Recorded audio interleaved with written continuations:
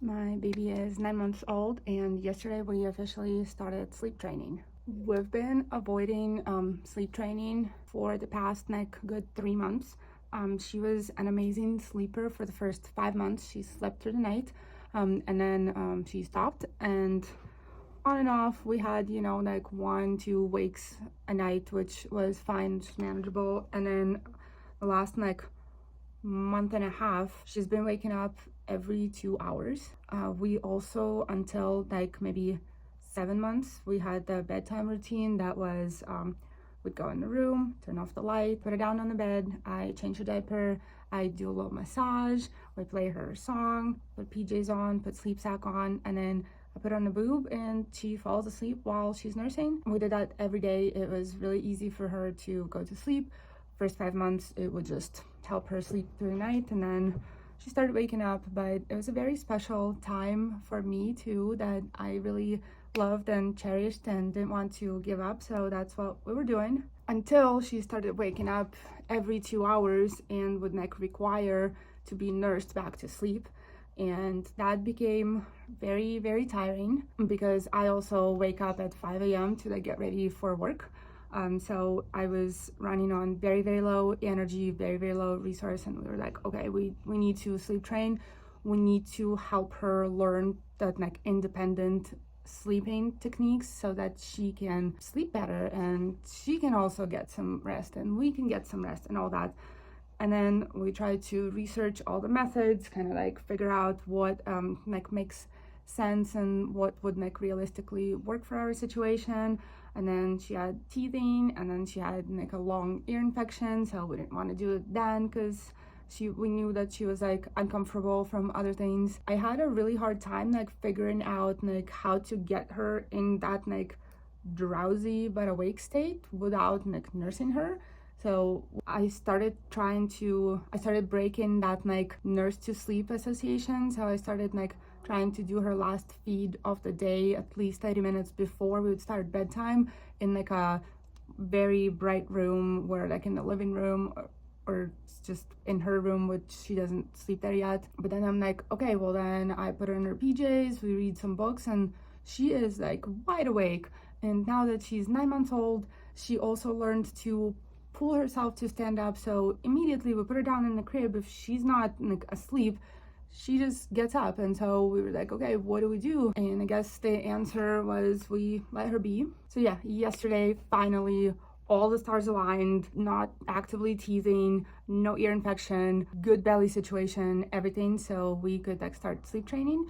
We also started sleep training on bedtime and night at the same time, because the daycare already does naps kind of the way that we want to arrive to is more independent. They don't obviously nurse her to sleep every time. So I think that's already kind of that already started. So yeah, yesterday was really, really hard. I wanted to give up so many times because it's just hard to hear your baby crying or calling you, no matter how much you know that they are loved and safe and fed and their diapers clean and nothing's bothering her, and she is just crying for attention because she wants what she wants. She wants her mommy and she wants boob and she wants what's familiar and what's easy. So what we did is we did our pre nap time or bedtime routine, and then we would tell her that we love her and that she's so safe and she's gonna take a nap and get some rest and wake up feeling so good, and that we love her so, so much. And then we put her down in the crib and then we leave. And if she starts crying, we'd set a timer for 5 minutes. In 5 minutes, we go back in, try to soothe her as much as we can without picking her up and actually rocking her. So if she's standing, we'd pick her up in the crib just to put her back down and try to maybe rub her back and shush a little bit. And then as soon as she's calmed down, we leave the room. We set the timer. I think we did 7 minutes next time. And then we go in again and comfort her again. And then both of the naps, the third time, she just, at some point when she was ready, she just boom, laid down, flipped on her belly, and fell asleep. So yeah, we talked about it. We talked, my husband and I, about the experience of that, and it was obviously very, very hard in the moment. We had like a baby camera on her, so we could see her on the monitor. We turned off that sound, but obviously being in the same house, we could still hear her crying. I know some people recommend to like put headphones on so that if you know that your baby is safe in the crib, you don't need to torture yourself and like listen to them cry. You can put headphones on, set the timer for 5 minutes, and like not get that like constant stimulation, because as a mom, it is pretty impossible to like be fine while you hear your baby crying. But again, it's very hard in the moment, no matter what. And especially when like my baby, she started saying mama very recently. Like I don't know that she necessarily like fully knows what that means, but she definitely noticed that when she says mama, it makes me very happy. So she gets a reaction, so she'll like try to do that, and it's so heartbreaking. But then retrospectively thinking about it, like, as parents, you know your baby's cries. There's a difference when they're losing it because they are in pain, uncomfortable, like whatever it is, or they're just crying for attention because they're protesting the new thing that's happening. And so thankfully that's what our baby was doing. She was not like losing it, crying with tears. She was just like whining and making noise. That's where we just had to tell ourselves that she is just trying to get what she wants, and this is the only way she can communicate that. She's not in pain, she's not suffering, she is perfectly fine. And she would wake up very, very happy and have a great time. So yeah, yesterday both naps were pretty hard. Took about like 30 to 40 minutes for her to fall asleep. And then nighttime, I was by myself, my husband was at work, and I was like getting ready for that to be like so hard and for me to like want to give up and cry and all that. And I put her down and she whined for like 3 minutes and fell asleep. That was really great, and that definitely helped me kind of like get in the mindset of, okay, we have to stick to it, we have to be consistent. We're gonna do at least a week of this and see what happens. I'm gonna video record like little recaps of every day, so stay with me if you want to see how it actually went for a 9-month-old baby sleep training. Good morning. A quick update on days 2 and 3 of sleep training our 9-month-old baby. Amazing. I don't have any other words. Like I said before, day one was naps, and the nighttime was really, really rough. I was ready to quit, but I also I decided that I'm gonna push through, stick with it for at least a week and see what happens, and then reconsider my options. And day 2, we had absolutely no problems. I put her down for both naps and her nighttime fully awake. She sat up in her crib for a little bit, played with a little stuffed animal that we have there for her, and then laid down and fell asleep. And she maybe like whined for like a minute, if that, all of those times. So yeah, I called my husband at the end of day 2 and I was like, I think we're done sleep training.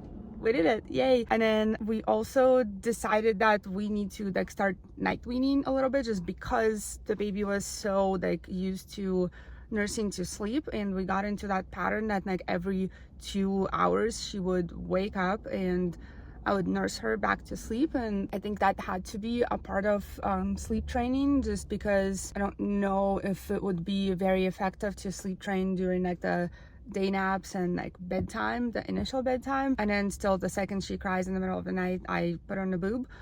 So yeah, we did that too. We decided that if she wakes up after 2 a.m., that would be like a middle of the night for her, then we can feed her, just so that we're not like cold turkey changing everything all at once. But if she wakes up earlier than that, we're gonna try to give her a chance to settle down. She woke up once, it was like a little bit past midnight. She whined for like a minute and settled back down and fell asleep and slept through the rest of the night. It was amazing.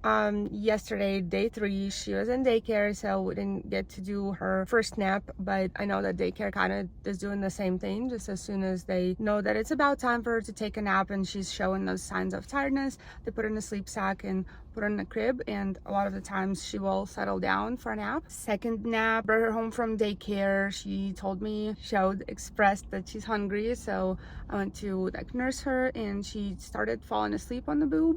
So then I like got her up and woke her up a little bit and transferred her to her crib so that she's also like a little bit awake, and that went really well. And then the nighttime was also really easy. Same thing, she kind of just whined like once and lay down and fell asleep and slept through the night. So I realized this morning that this was the first time in at least 4 months that we had an uninterrupted full night of sleep, and it's amazing. I woke up at 5 a.m. and I felt great. It's so good. I'm very happy. Good morning. Yesterday was day 4 of sleep training. Went pretty well.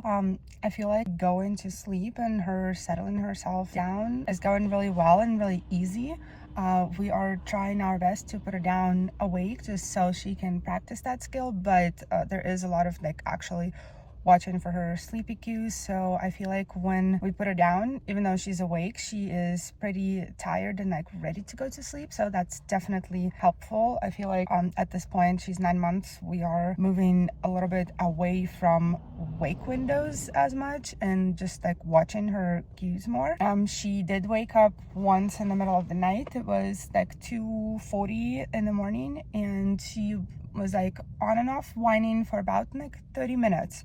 And so she wasn't like crying, so we knew that there was a chance that she would settle back down. So we were like giving her a chance, and there was probably like, I don't know, good 4 times that we thought that, okay, awesome, she soothed herself back down, and then she'd like wake up again and start whining. So after 30 minutes, I was like, okay, I'm getting up, I'm gonna feed her so she can go back to sleep. And I guess note to self is that sleep training is not going to eliminate night wakings fully.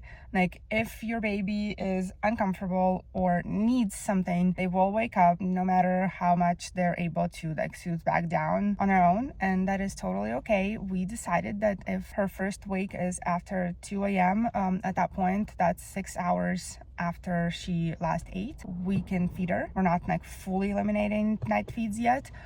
So that's what we did. Also, I was thinking, me saying that she was awake and crying in the middle of the night for 30 minutes and I was just laying there waiting for her to go back to sleep sounds horrible, and that's what I thought before we started sleep training, and that was like one of the big reasons that we were so scared and apprehensive to start and to try, is because you think that your baby is like crying, losing it, and you're just supposed to like not react. In reality, like as parents, you know their cries. You know there's that cry where like something is actually wrong, and then there's that cry where they really want something and they get upset that they're not getting it. And then there's that like whining that's like fully for attention. That's them testing their boundaries, and that's them knowing that 2 days ago that whining would get them what they want immediately. So obviously if she was like the something wrong crying, we would have picked her up immediately and helped her figure it out. But when she's just whining for attention, you want to give her a chance to soothe back down. Like you don't want to like run immediately. So that's what we're practicing, and that's really hard for us as parents too. But yeah, that's what happened. So I fed her, she ate for like about 10 minutes. So it was like a good full feed. And then she fell back asleep very easily and slept through the rest of the night. Day 5 of sleep training didn't really go. My husband stayed home with the baby.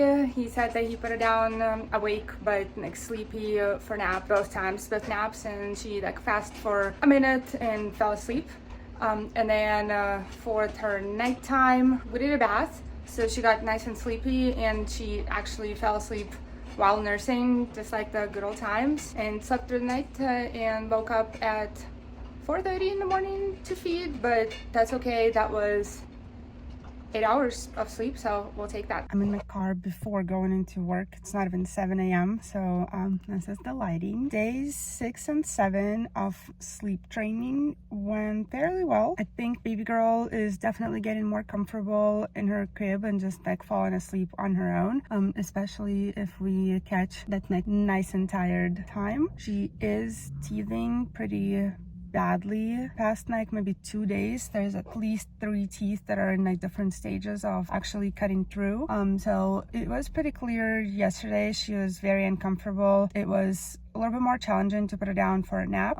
She woke up, was like crying. I had to go in, pick her up, calm her down, put her back down, and then she woke up an hour later and was like crying, chewing on her fingers. So I cuddled with her and she slept on my shoulder for a little bit longer. And then last night she woke up 3 times, so about every 2 hours, like woke up and immediately crying, but again, she's teething, she's uncomfortable. So I guess the big point to know and understand about sleep training is that it's not going to completely eliminate night wakings. It's only going to help with the night wakings that are due to your baby not being able to connect their sleep cycles on their own and like fall back asleep. But if your baby is hungry or uncomfortable because of teething or their belly hurting or something, like no amount of sleep training will help, and that is absolutely normal. There's still plenty of situations where your baby needs you for soothing and comfort, and so that's what happened last night. We're not gonna get discouraged, so we're gonna hope that those teeth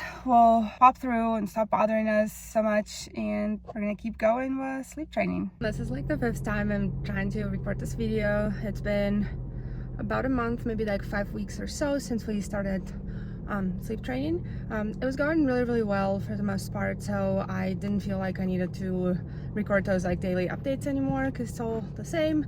We put her down, drowsy but awake. She like wiggles for a second, maybe like screams for attention for like 10 seconds, and then she falls asleep. It was great. She also switched to waking up once at night to nurse, which was also wonderful. And then baby girl had a fever for a few days and she was really fighting something. It was very uncomfortable. So we had lots of cuddles, lots of contact neck naps. Obviously, if she wakes up in the middle of the night, we're getting her right away, we're feeding her, we're comforting her, whatever she needs. So I'm not sure if she got used to that or what, but the past like 3 days we're back to waking up multiple times at night, and she seems to really not like getting back in her crib anymore all of a sudden, which is just so weird because we've never had that problem. And now she can be like fully asleep in our arms, and then the second we put her down in the crib, she wakes up, starts like crying, gets up, like, and we have to pick her back up, calm her down, put her back down. Like, there was a night where I just ended up co-sleeping with her. I got myself like propped on around like 4 pillows, so I felt pretty safe and was mainly like sitting, and she was like on me. But obviously that's not a perfect situation, so I guess we're gonna get back on sleep training. And then I was googling 10 months old sleep regression, and of course there's a 10-month-old sleep regression, or they're saying it might be the 8-month-old sleep regression that's like sometime between 8 and 10 months. So basically anytime you Google, you can find a sleep regression for your baby's age. So then also before this whole like fever and like our rollback happened, I watched her. She woke up at like 4:30 in the morning, first time in the night. I nursed her, she fell asleep. I thought that she fell asleep in my arms, so I put her back in the crib, and then I left the room. She still sleeps in the room with us, so I left the room because I was getting ready for work, because it was like 5 a.m. at the point, and I always turn on the camera and like watch her sleep while I'm getting ready for work. And she was just awake, like laying there with her eyes open. She like played with her hands a little bit, she touched the crib, like scratched the bed sheet and stuff for like good 20 minutes, but she was perfectly happy. And so that kind of made me feel like that's the point of sleep training, not necessarily the baby like fully sleeping through the night or, you know, whatever, falling asleep independently, but just like knowing that if they're in the crib and it's still very dark, no one's awake, it's not the time to get up yet, that the baby can just stay in the crib and feel happy and safe and content and not cry. So that was wonderful. But then the whole rollback happened. So yeah, that's where we are. If you're still watching this video, thank you so much for spending this time with me. I hope that our experience was helpful to you. Let me know in the comments why you're here, what stage of like sleeping, not sleeping, sleep training you are at with your baby. And oh, thank you. Bye bye.